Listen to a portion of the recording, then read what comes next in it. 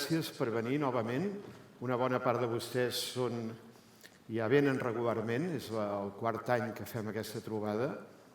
Aquest any venim acaloradíssims. Molts de vostès recorden l'any passat aquell xàfec que una mica més i no arribàvem.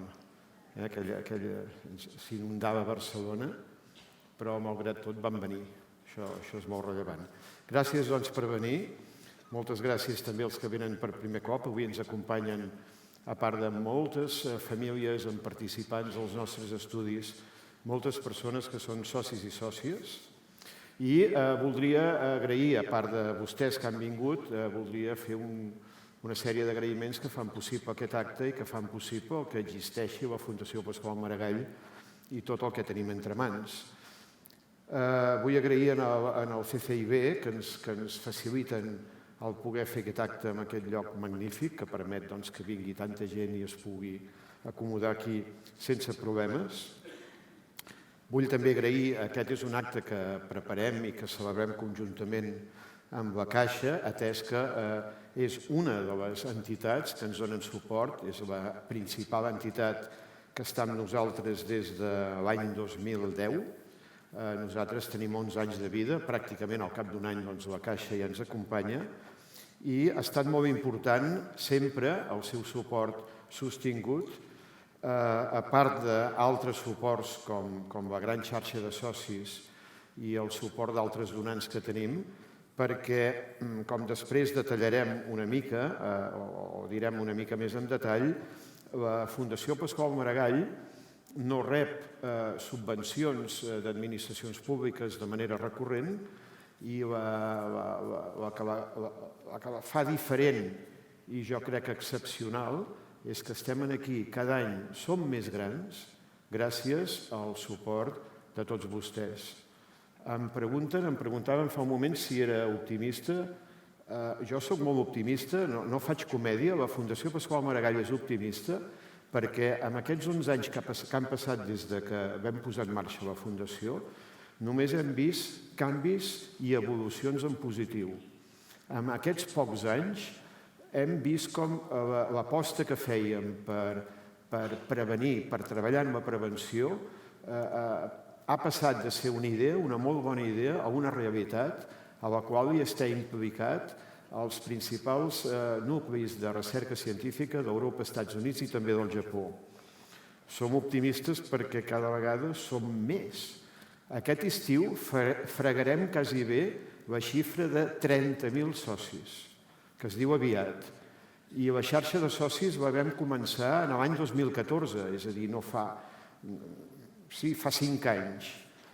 I seguirem creixent. Som optimistes perquè cada vegada som més gent que col·labora amb nosaltres i ens hem decidit, la nostra pretensió és arribar als 100.000 socis. Creiem que en 6 o 7 anys podrem parlar d'aquesta xifra, que és un nombre de persones que farà possible de manera sostinguda totes les aspiracions que tenim científiques que necessiten molts diners i que a més no hi ha cap altra drecera per arribar a aquests resultats.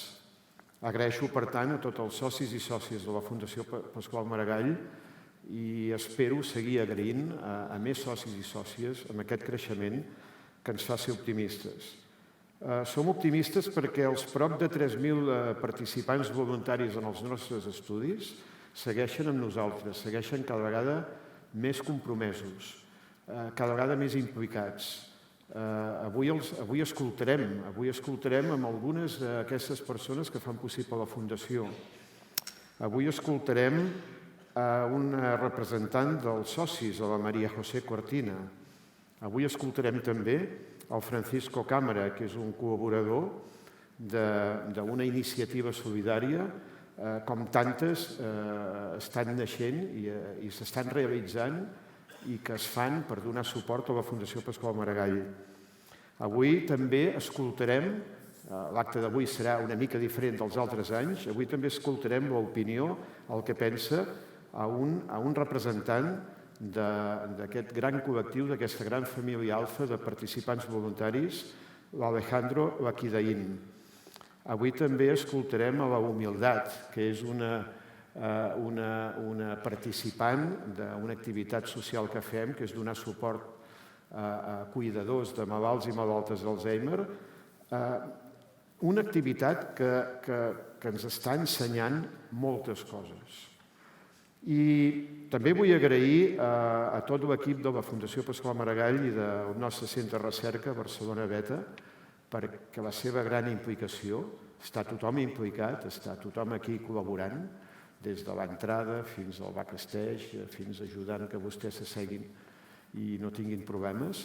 Equip al qual també s'hi sumen tota una sèrie de voluntaris que avui col·laboren amb aquest acte, alguns dels quals col·laboren amb nosaltres des de fa molts anys.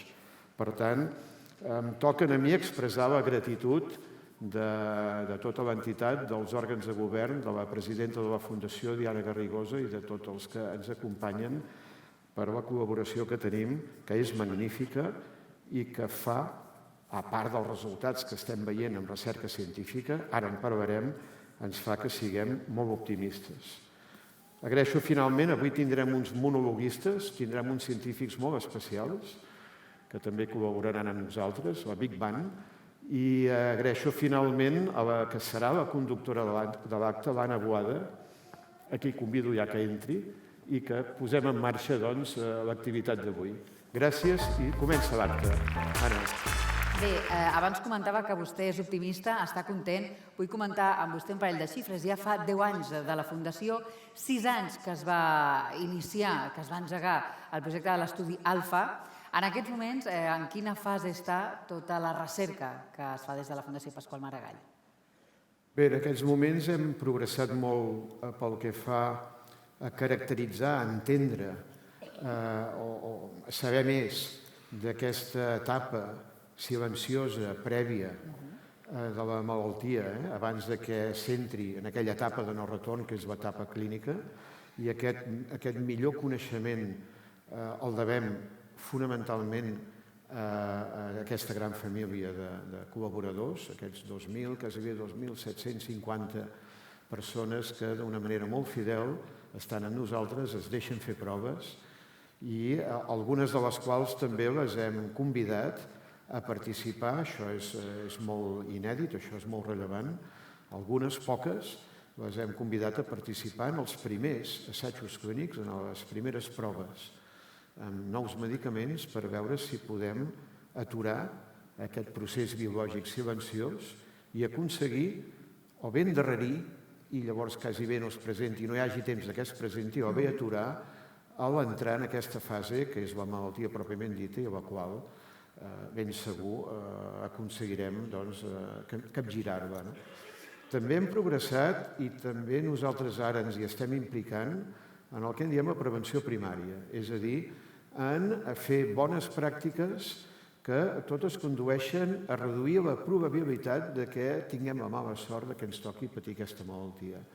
I aquestes bones pràctiques les sap tothom, però les hem de repetir, que són fer un exercici moderat, fer la dieta apropiada, dormir a les hores que toquen, fer exercici intel·lectual, llegir, escriure, tenir relacions socials.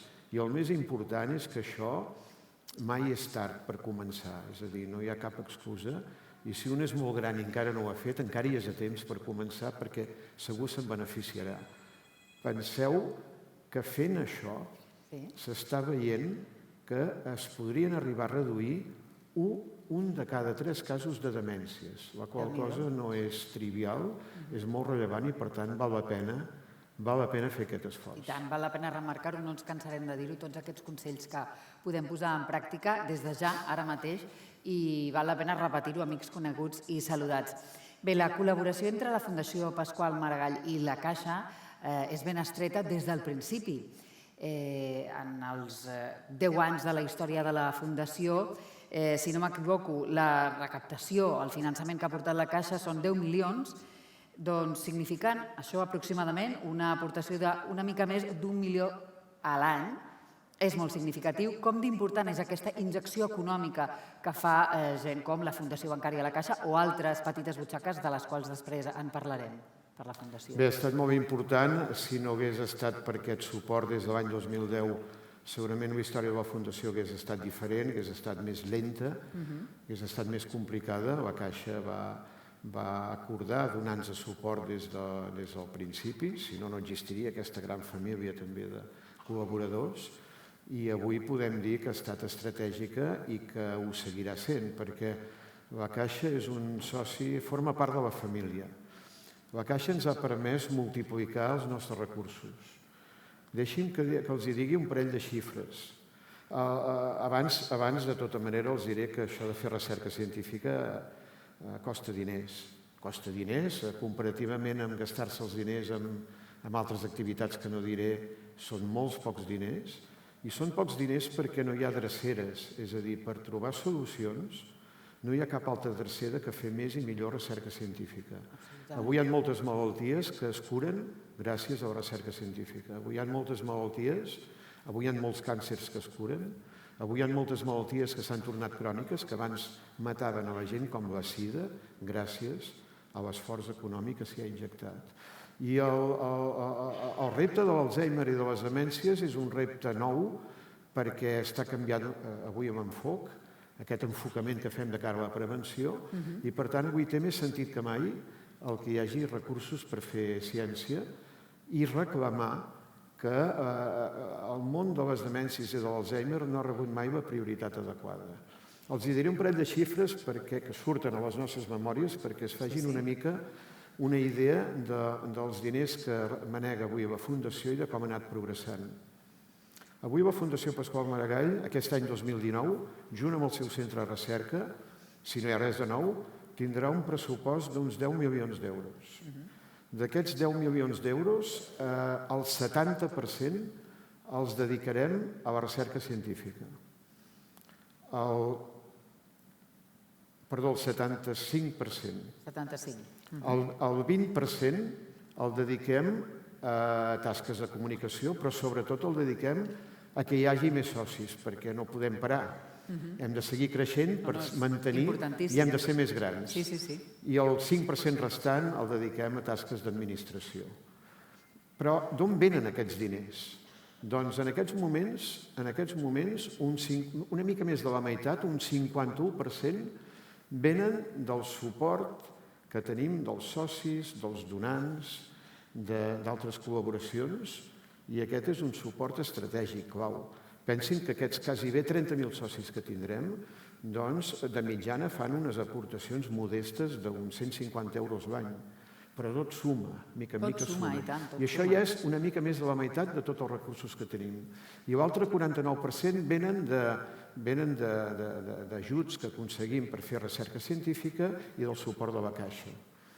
La Caixa, en aquests moments, doncs, proporcionalment ja no és una peça tan important, encara que és clau. Sense la Caixa no podríem aconseguir els altres diners que aconseguim per recerca, i només fa 6 o 7 anys doncs, la Caixa era el 60% del nostre pressupost. Avui és el 12,5%, però en qualsevol cas, insisteixo, és estratègic. Per tant, aquestes són les grans xifres. Dediquem quasi el 75% dels nostres recursos a la recerca científica i la meitat dels nostres ingressos ja venen de donants i de socis i d'algunes institucions que ens donen suport, i això és absolutament clau. I ja per acabar, senyor Camí, en els propers anys, què podem esperar de la recerca i la investigació en l'Alzheimer?